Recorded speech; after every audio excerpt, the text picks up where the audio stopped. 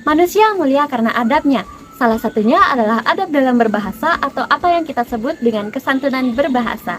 Kesantunan berbahasa merupakan aspek yang sangat penting dalam berkomunikasi, di mana hal tersebut menunjukkan rasa hormat dan tata krama kita terhadap lawan bicara. Namun, di era global ini, kesantunan berbahasa menghadapi berbagai macam tantangan, terutama di era di mana teknologi informasi dan komunikasi semakin berkembang pesat seperti saat ini. Adapun tantangan tersebut salah satunya adalah anonimitas dan kebebasan di media sosial. Media sosial dapat memberikan anonimitas dan kebebasan untuk berpendapat bagi penggunanya. Namun kebebasan tersebut terkadang membuat orang-orang terlena dan terlalu bebas untuk berpendapat tanpa memikirkan etika ataupun perasaan orang lain. Sehingga tidak jarang kita menemukan komentar-komentar kasar dan ujaran kebencian yang berawal dari cuitan atau komentar di media sosial. Selanjutnya adalah perbedaan budaya dari interaksi di dunia maya. Dunia maya, terutama media sosial, membuka peluang kita untuk berinteraksi secara lebih luas dan bebas dengan berbagai orang dengan latar belakang budaya yang berbeda-beda. Budaya-budaya tersebut memiliki standar kesopanannya masing-masing.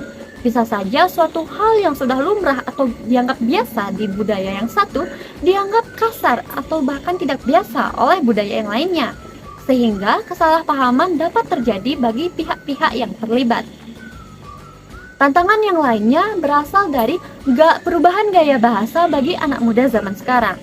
Anak-anak muda zaman sekarang atau yang biasa kita sebut dengan Gen Z atau Gen Alpha cenderung menggunakan istilah-istilah baru dan singkatan-singkatan yang bisa saja dianggap kasar atau tidak sopan oleh orang yang tidak mengetahui konteksnya, terutama ketika para generasi muda ini berinteraksi di dunia maya. Kesalahpahaman lebih tinggi untuk terjadi di dunia maya karena para lawan bicara atau orang-orang yang membaca cuitan dan komentar tersebut tidak dapat mendengar intonasi dari pesan tersebut, sehingga mereka tidak tahu hal tersebut dalam konteks bercanda atau tidak. Sehingga penting bagi kita sebagai generasi muda untuk dapat membaca situasi kapan kita harus menggunakan bahasa yang formal dan sopan, dan kapan kita bisa menggunakan bahasa atau istilah-istilah baru tersebut yang biasa kita anggap sebagai bahasa gaul di media sosial. Untuk menghadapi tantangan-tantangan dalam menjaga kesantunan berbahasa tersebut, kita bisa menerapkan prinsip kesantunan berbahasa. Prinsip ini merupakan pedoman untuk menjaga komunikasi agar tetap berjalan secara sopan dan harmonis serta menghindari konflik dan kesalahpahaman.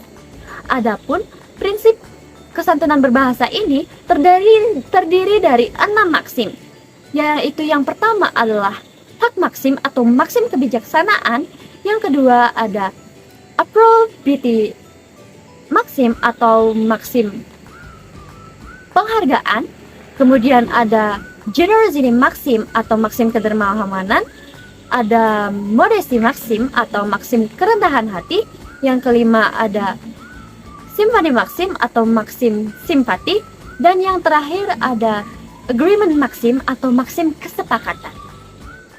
Dengan menerapkan prinsip-prinsip ini, kita bisa tetap menjaga kesantunan berbahasa walaupun di era di mana teknologi informasi semakin berkembang pesat, sehingga kita tetap dapat berkomunikasi secara sopan dimanapun dan kapanpun kita berada.